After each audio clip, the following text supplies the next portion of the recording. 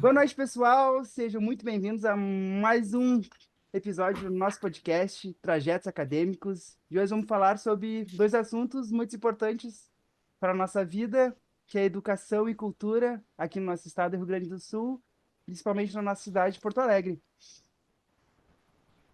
E para isso a gente convidou duas pessoas muito especiais, duas mulheres, a Natália, ex-aluna da UERX, que hoje trabalha na Secretaria de Educação do Estado, e a Verônica, que ela ainda é estudante de Administração Pública na UERX e faz estágio no Museu do Hip Hop aqui de Porto Alegre. Sejam muito bem-vindas.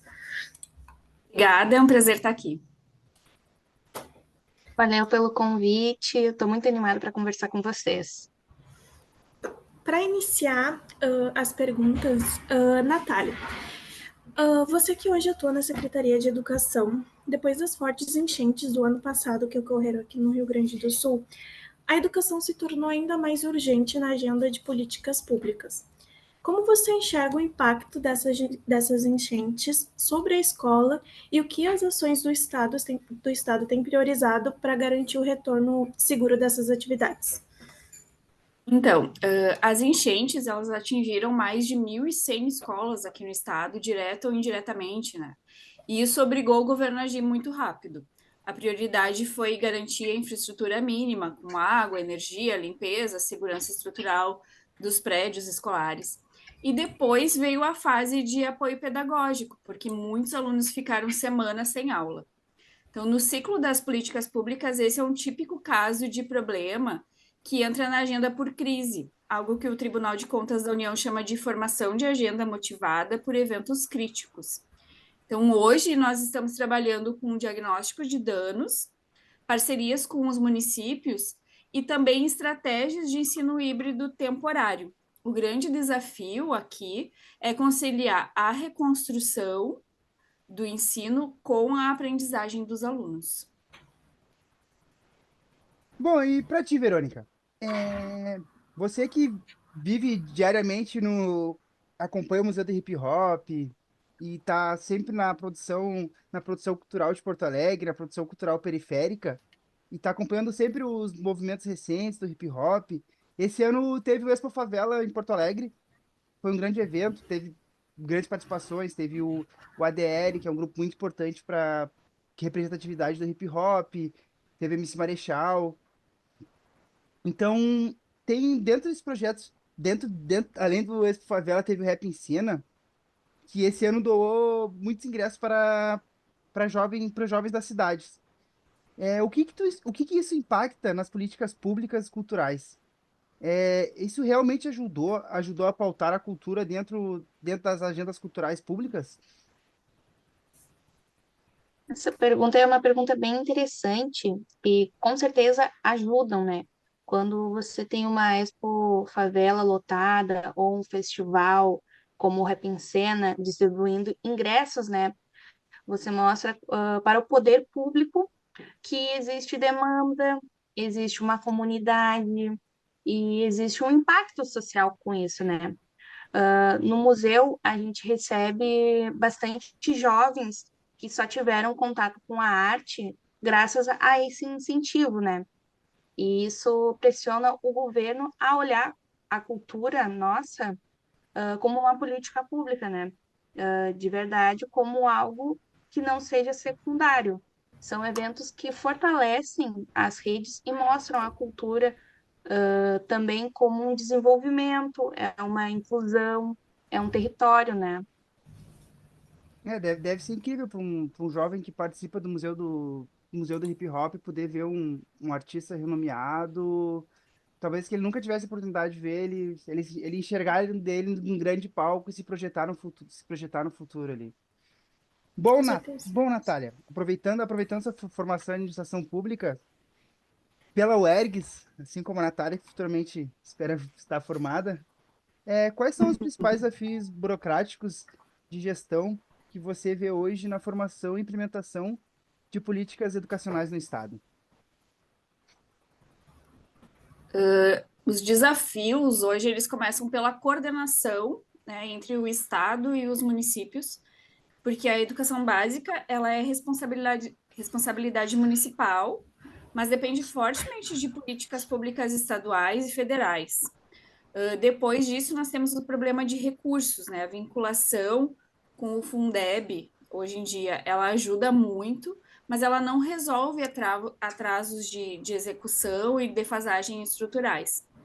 Outro ponto também é a implementação. Muitos programas, eles são bem desenhados, mas o como, a execução, ela ainda esbarra em limitações de pessoal, de falta de indicadores, de dificuldade de monitoramento.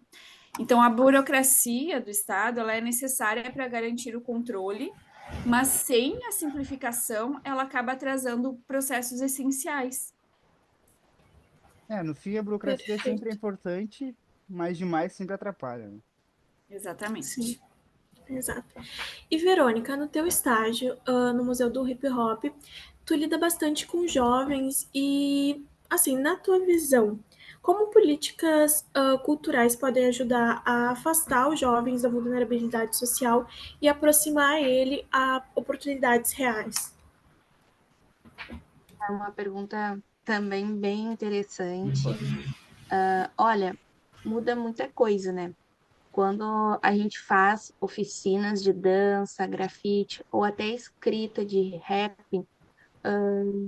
a gente vê os meninos e as meninas se reconhecendo. Ele sente parte de algo de lá. A cultura ela abre espaço para as vozes, autoestima e pertencimento também, né? Quando isso vira uma política pública, com recurso, com continuidade, isso faz uma diferença grande, né? E não é só um evento pontual, tu tem um projeto anual ali, uma formação, tem mentorias. A juventude ela precisa dessa porta aberta e a cultura faz isso de um jeito que poucas áreas conseguem enxergar. Sim, faz toda a diferença e é muito importante, né? Só para aproveitar o gancho, a gente está Sim. recebendo algumas mensagens no chat, tá algum pessoal da UERGS, provavelmente deve ser colega da Verônica ou ex-colegas da Natália, estão mandando mensagens. Então, estão dizendo que estudam na UERGS, então mandem perguntas para elas. Mandem perguntas que, Ótimo, se a gente isso. tiver algum tempo, a gente faz as perguntas para as Bom, gurias. Aí depois qualquer coisa a gente responde as do chat também. E Natália, dentro do contexto do federalismo brasileiro, como você avalia a relação entre o Estado e os municípios na execução de políticas públicas educacionais?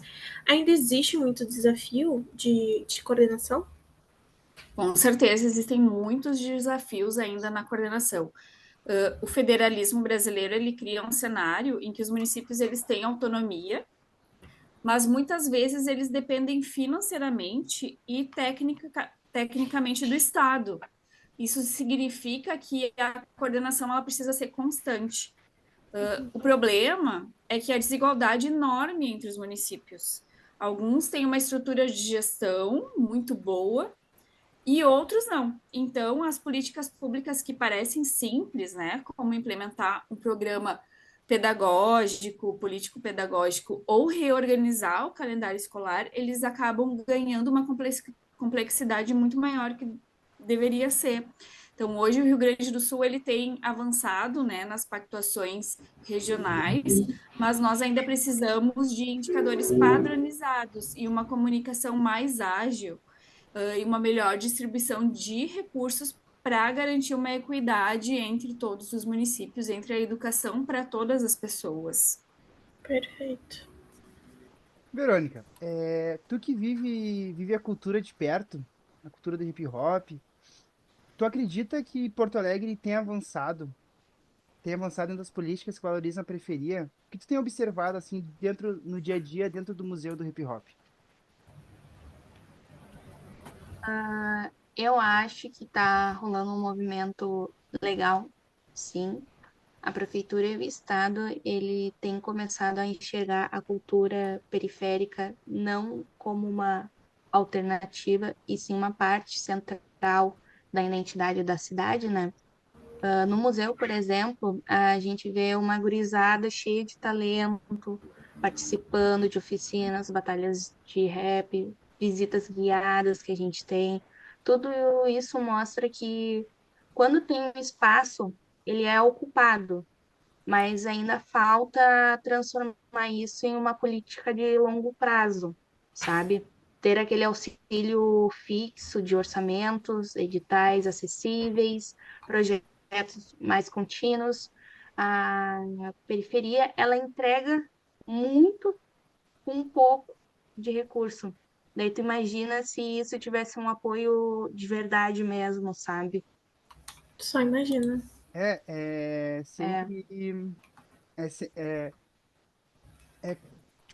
é sempre tudo no improviso, mostrando a necessidade de fazer muito com pouco improvisado, com pouco que tem. É incrível, é incrível, é incrível. Então, o é.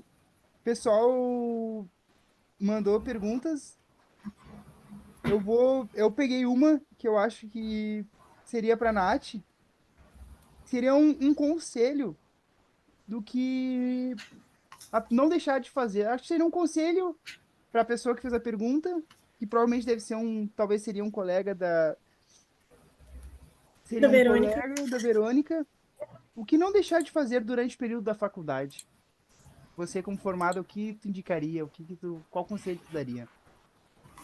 Eu acho que o mais importante é levar em consideração o estudo, nunca deixar de estudar e mesmo após o término da faculdade, continuar estudando, continuar indo atrás de educação, indo atrás de coisas novas, trazer coisas novas para o seu dia a dia, além de sempre que possível participar dos projetos existentes na universidade, de fazer estágios, participar como a Verônica de museus, de outras atividades que possam sempre enriquecer o seu dia a dia e trazer novos conhecimentos, né? Para você conseguir ver outros públicos, outras culturas e conseguir, através disso, também ter outras ideias de políticas públicas que são necessárias para todo o povo e na educação. Perfeito, perfeita resposta. Eu tenho mais uma pergunta muito boa aqui do chat.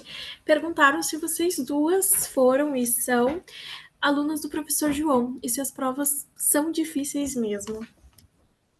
E aí? Bah, imagina, se na, eu ainda estou e ainda continuam difíceis para ti, Nath, como é que foi na tua?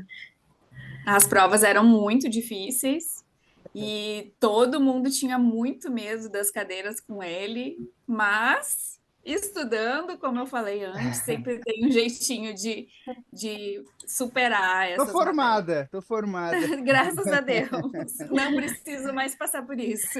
Amém. Tomara que o Então, professor João não veja esse podcast. Ai, tomara. tomara, não, mas ele sabe que, apesar as matérias dele serem extremamente interessantes, as provas realmente eram muito difíceis. E não tem como ser diferente, né? Até para estimular todo mundo a ir atrás do conhecimento e estudar cada vez mais. Perfeito, exatamente. Bom, gurias, muito obrigada pela participação das duas. Foi um papo muito essencial para pensar sobre as políticas públicas de forma real e conectada com o cotidiano. Então, agradeço muito a contribuição das duas. Muito obrigada por vocês, por terem me chamado também. Agradeço. E obrigado a você que Agradeço pelo assistiu. tempo de vocês, gente. Obrigada. E obrigado a você que assistiu aí do outro lado. E até o próximo episódio de Trajetos Acadêmicos. Obrigado, pessoal. Tchau, tchau. Tchau, tchau. Tchau.